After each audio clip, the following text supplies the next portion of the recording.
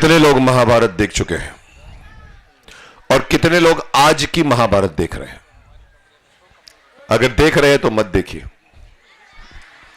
बहुत ही, मैं बकवास नहीं कहूंगा, बहुत ही अपमानजनक वे से महाभारत बनाई जा रही है। उसका तोड़ मरोड़ किया जा रहा है। धृतराष्ट्र को बॉडी बिल्डर बना दिया गया है और जितने भी पांडव बने हैं वो सब मॉडल दिखते हैं। सत्यवती वैम्पिश दिख रही है, कहती है कि मैं भिखारन बन के कैसे रहूंगी, और भीष्म पितामह कहते ठीक है मैं प्रतिज्ञा लेता हूं। जबकि वो नहीं था, दाशराज से बाप से जाके मिले थे और उन्होंने इतना तोड़ मरोड़ किया है। मुझे ये नहीं कहना है कि महाभारत फिर से बन सकती है कि नहीं बन सकती है, क्योंकि मैं खुद फिर से भीष्म पितामह का रोल नहीं कर सकता। कल मुझे एक फोन आया था हरिद्वार से कि गंगा मैया की हमको सीरियल सहारा 1 में पास हो गई है। तो मैंने कहा यस सर हम चाहते हैं आप वो रोल करें फिर से। मैंने कहा 1 करोड़ रुपए दोगे तो भी नहीं करूंगा। वो बन गया है, उसको फिर से अगर क्रिएट करना है तो वो लेवल नहीं मिलेगा, वो डॉक्टर राही साहब नहीं मिलेंगे, वो नरेंद्र शर्मा पंडित नहीं मिलेंगे, वो BR चोपड़ा नहीं मिलेगा। आज के जिस तरह से ये लोग जो बना रहे हैं, मुझे ये कहते हुए कोई, इवन आप भी जानते हैं, आपने एकता कपूर की महाभारत भी देखी है जिसने द्रौपदी के यहां पर टाटू लगा दिया था। मैंने ऑब्जेक्शन लिया था, कहते हैं हम मॉडर्न लोगों के लिए महाभारत बना रहे हैं। मैंने कहा संस्कृति कभी मॉडर्न नहीं हो सकती पुत्र, जिस दिन संस्कृति को मॉडर्न करोगे वो खत्म हो जाएगी। और वो सीरियल ही नहीं खत्म हुई, वो चैनल 9X भी खत्म हो गया उस सीरियल की वजह से, जिसमें 6 पैक वाले पांडव हैं। और मैंने कहा 6 पैक से योद्धा नहीं बनते, योद्धा कपड़े पहन के भी बनते हैं। और वो एकता कपूर के बाद आज एक और महाभारत बन रही है जिसका मुझे ऑब्जेक्शन है कि ये नहीं चलेगी, क्योंकि आप व्यास मुनि से आगे बढ़ने की कोशिश कर रहे हो। This is one of the best screenplay ever written. उससे आप आगे बढ़ने की कोशिश मत कीजिए। आप कर रहे हो ठीक है, लेकिन एक और ऑब्जेक्शन मैं लेना चाहता हूं। जो यहां बड़े बड़े देश के विचारक हैं बैठे हुए, मैं उनसे कहना चाहूंगा कि किसने इनको हक दिया है हमारे एपिक को चेंज करने का? किसने चेंज करने को कहा है कि सत्यवती को वैम्पिश बना दो? गांधारी गांधारी नहीं लगती, जो बातें कर रही है कुंती कुंती नहीं लगती। किसने आपको यह हक दिया है कि आप हमारे देश के एपिक से छेड़छाड़ करें? माफ करना, किसी और धर्म और किसी और संप्रदाय में आप करके देखो, तलवारें निकल आएंगी ऐसे ऐसे। यही फिर से हमारे हिंदू धर्म के ऊपर मैं कटाक्ष कर रहा हूं। हम बहुत सहिष्णु हैं, सहनशील हैं और इसमें अपनी ग्रेटनेस मानते हैं, पर यह ग्रेटनेस नहीं है, कमजोरी है। और कोई ऑब्जेक्शन नहीं ले रहा है कि आप महाभारत को महाभारत की तरह दिखाइए। एनीवे, आपको डायलॉग सुनने हैं। मैं दोपहर को भी हूं और स्वामी जी मुझे छोड़ने वाले नहीं है दोपहर को भी, तो मैं आपको डायलॉग सुनाता हूं। धृतराष्ट्र धृतराष्ट्र धृतराष्ट्र, क्या तुमने यह निर्णय ले लिया है कि तुम हस्तिनापुर का विनाश किए बिना नहीं रहोगे? अरे पुत्र, जिस सिंहासन पर बैठे हो उसके नीचे तो आग न लगाओ। यह सिंहासन जल जाएगा यह सिंहासन। पर मुझसे भूल क्या हुई है ताजश्री? भूल? यदि तुम यह नहीं जानते कि तुमसे क्या भूल हुई है तो तुम राजा बनने के योग्य नहीं हो। वो एक व्यक्ति जो तुम्हारे सामने सर उठाकर सच बोल सकता था, तुमने उसे भी निकाल दिया। अरे मूर्ख, सत्य चाहे कितना ही कड़वा क्यों ना हो, सत्य फिर भी सत्य होता है। सत्य को सुनने, सीखने और स्वीकार करने का साहस कर। भेज किसी को, और विदुर को बुला भेज। यदि वो नहीं आया तो हस्तिनापुर में फिर कभी सूर्य उदय नहीं होगा। ये राजभवन तुम्हारे समेत अंधकार के गर्त में डूब जाएगा हस्तिनापुर भी, डूब जाएगा प्राणसला भी।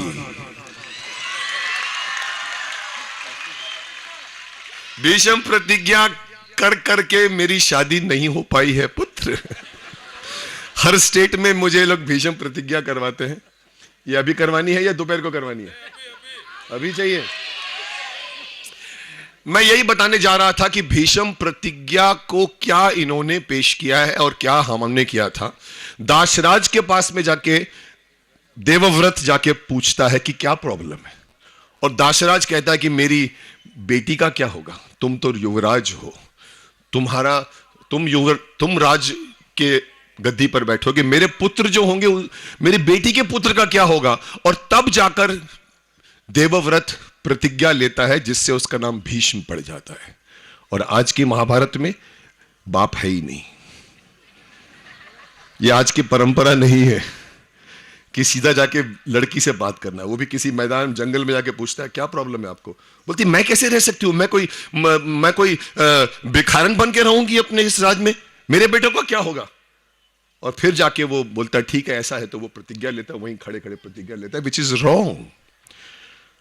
तो दाशराज ने जब यह प्रश्न उठाया कि मेरी बेटी के पुत्रों का क्या होगा देवव्रत, तो देवव्रत कहते हैं आपकी आशंका आधारहीन नहीं, इसलिए मैं इस अजगर का मुंह भी कील देता हूं। हां यह सच है कि मुझे अपने वंशज की ओर से वचन देने का कोई अधिकार नहीं, परंतु मैं वंशहीन तो रह सकता हूं दाशराज, इसलिए मैं गंगा पुत्र देवव्रत चारों दिशाओं धरती और आकाश को साक्षी मानकर आज ये प्रतिज्ञा करता हूं, आजीवन ब्रह्मचारी रहूंगा, जीवन भर विवाह नहीं करूंगा, वंशहीन ही जीऊंगा और वंशहीन ही मरूंगा, ये मेरी अखंड प्रतिज्ञा है। देवताओं ने ऊपर से फूल गिराते हैं देवता, और उस प्रतिज्ञा के कारण देवव्रत का नाम, ऊपर से आवाज आती है भीषण भीषण भीषण, और उसका मतलब होता है भीष्म भीष्म भीष्म। और उस दिन के बाद देवव्रत का नाम भीष्म पड़ जाता है, और उसकी काली दाढ़ी से धीरे धीरे व्हाइट दाढ़ी हो जाती है। लोग मुझसे पूछते हैं आपकी उम्र क्या है, मैं कहता हूं मेरी उम्र 160 साल है पुत्र। मेरे बारे में यह मशहूर था कि मुकेश खन्ना जहां भी जाता है उनको आयुष्मान भव कहने की बहुत आदत है, जहां भी जाते हैं आयुष्मान भव, कोई राइट से टच करता है बोलता है आयुष्मान भव, कोई लेफ्ट से टच करता है बोलता है आयुष्मान भव।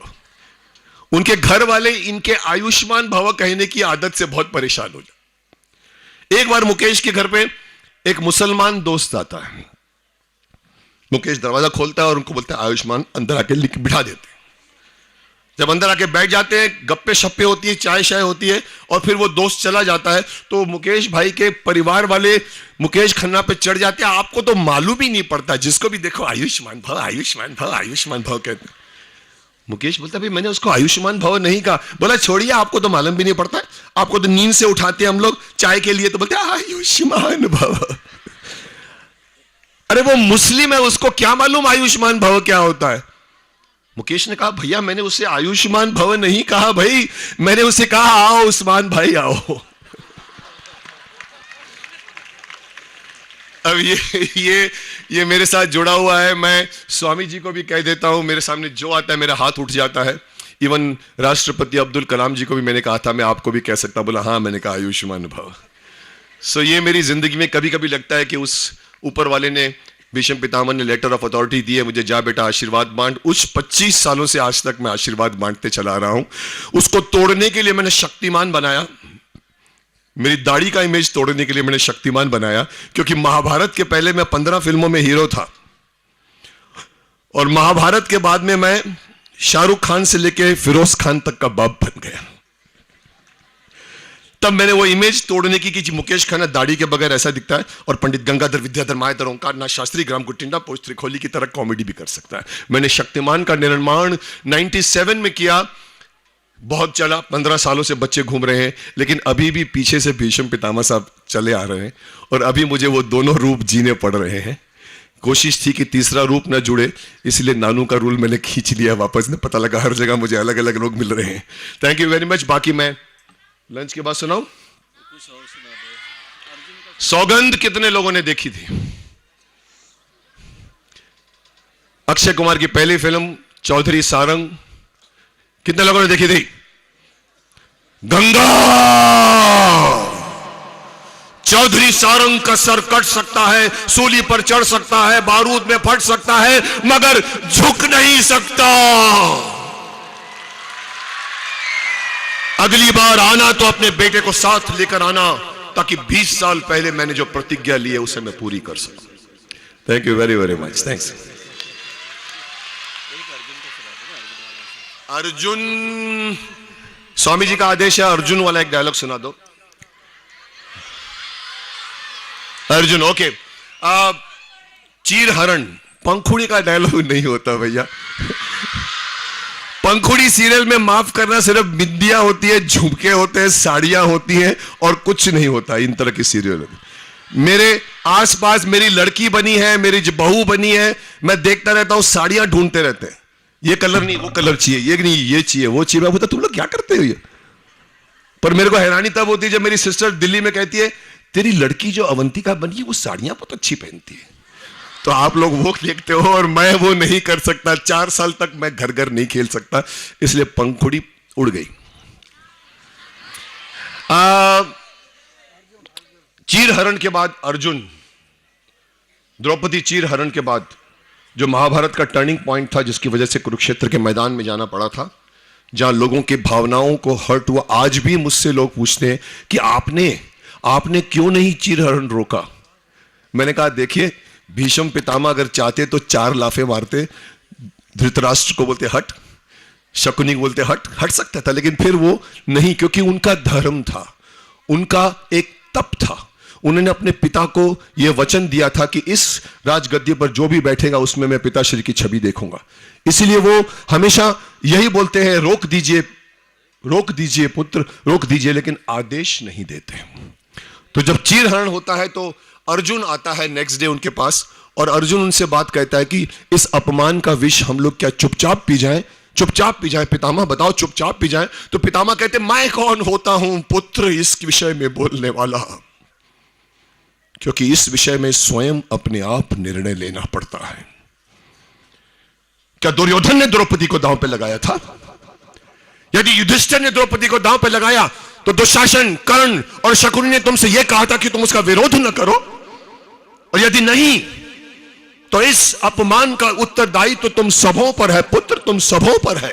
तो क्या हम अपने भ्राता का विरोध कर सकते थे? तो क्या तुम अपने भ्राता युधिष्ठिर की आज्ञा लेकर मुझे युद्ध की धमकी देने आए हो पुत्र? अरे पुत्र, घायल तो मैं हुआ हूं,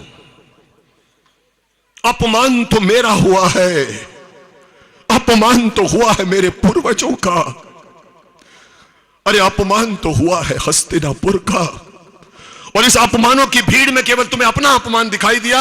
अरे पुत्र जाओ, इंद्रप्रस्थ पर जाओ और विचार कहो कि ये जो कुछ भी हुआ है वो क्यों हुआ है। आरोपों की मृग तृष्णा में मत भटको पुत्र, भूल कहीं न कहीं तुम्हारे बड़ों से हुई है पुत्र, बड़ों से हुई है। परंतु दुख की बात तो यह है पुत्र अर्जुन, ये सारी बातें मैं दुर्योधन से नहीं कह सकता, क्योंकि दुर्योधन एक उल्टी गागर है। जल जाने का स्थान तो बहुत है पुत्र अर्जुन, पर जल जाने का मार्ग बंद है अर्जुन, मार्ग बंद है।